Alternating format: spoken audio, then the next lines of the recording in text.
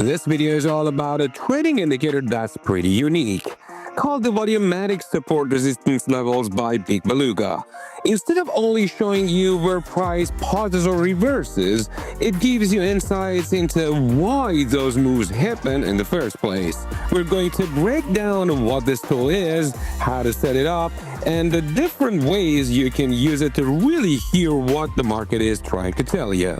If you find this content useful, don't forget to hit that like button.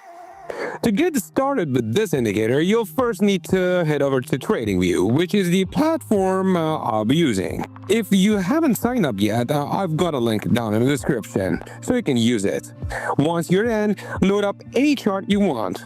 Click on Indicators and type in volumetric support resistance levels. The one you want is the version made by Big Beluga. And here it is. Big shout out to them, by the way.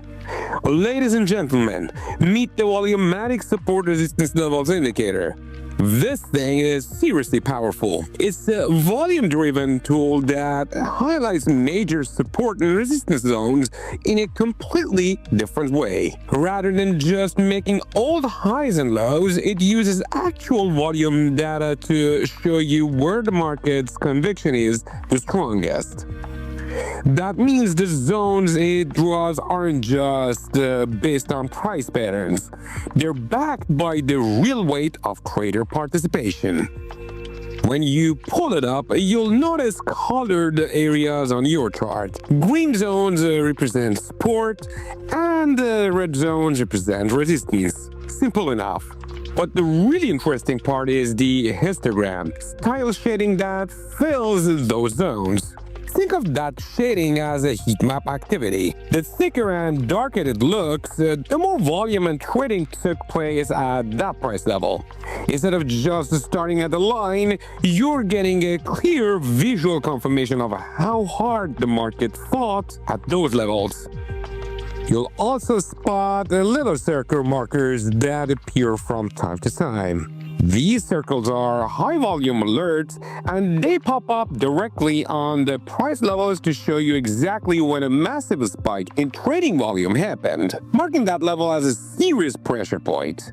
On top of that, the indicator automatically highlights price bars in orange to show you the exact candles where the heavy volume came in.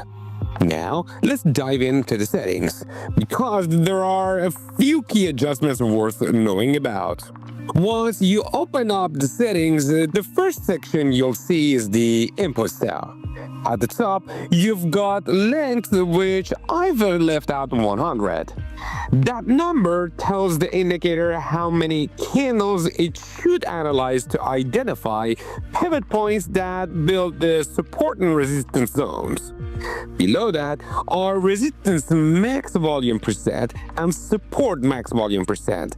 By default, they're both set to 80, but I've lowered mine to 50. The reason for that is simple. Using a smaller value here makes the indicator generate more potential trade setups. If you find that it's barely giving you any signals, try reducing those percentages. After that comes bar max volume percent, which controls when the price bars get shaded orange. And finally, there's a checkbox to show or hide your settings on the chart's status line. Handy if you like seeing them displayed up top. If we move over to the Style tab, most of what you'll find are options to tidy up your chart by turning features on or off. You can completely hide the main support and resistance zones if you prefer. You can also switch off the circle markers for max volume spikes or disable the orange bar coloring. It really just comes down to your preference. Personally, I like to keep everything on, so I'm going to leave it as is and hit OK. Let's talk about how to actually trade with this indicator. The first strategy we're going to use relies on those little circle markers, the same ones that match up with orange candles. These are going to be our main entry signals, but to increase our chances of success, we're going to add another tool for context on both trend and volume.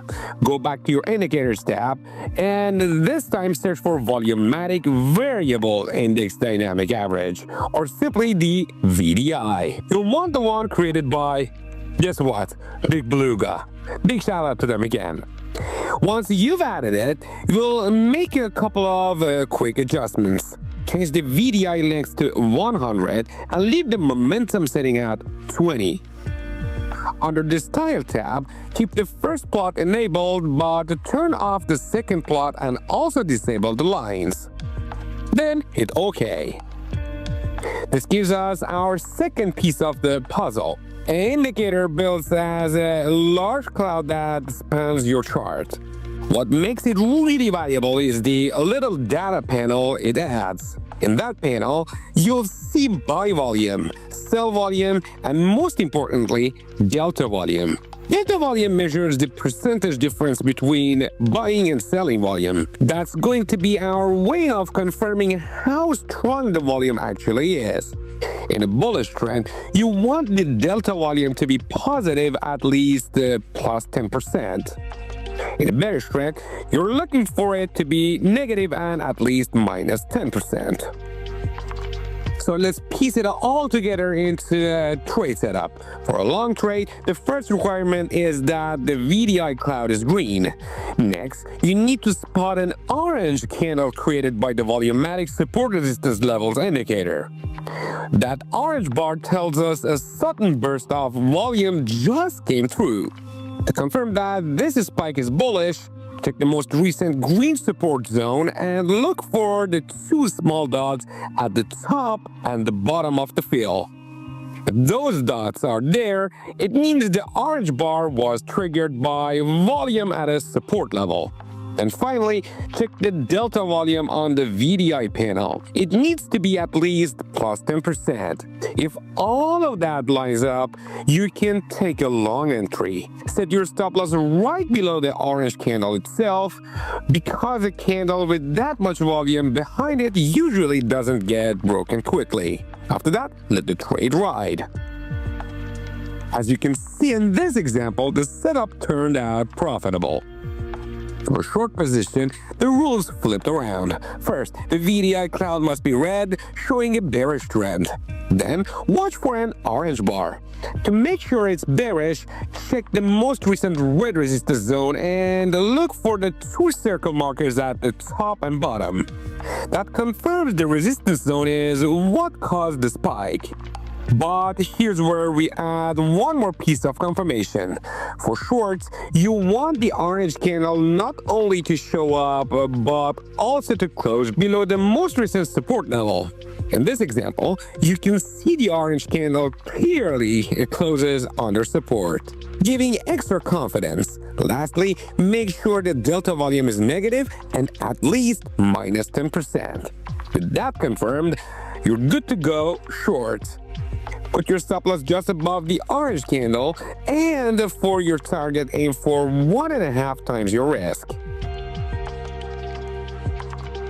Again, if you let it run, you'll see this setup also produced a solid profit. So, to wrap everything up, the volumetric support resistance level indicator is a huge improvement over traditional support and resistance. It takes the analysis deeper by grounding everything in volume. Instead of only asking, where did prices stop? It helps you ask, why did prices stop there? And how much force was behind it? It reveals where the market's real conviction sits by showing you exactly how aggressively traders defended or rejected certain levels. Just keep in mind, none of this is financial advice. The strategies we went over are meant to demonstrate how the tool works, not tell you what trades to take. Always combine indicators like this with your own price action or fundamental analysis. If this video gave you some value, be sure to drop a like. And if you want more content like this, consider subscribing. Thanks for watching, and I'll catch you in the next one.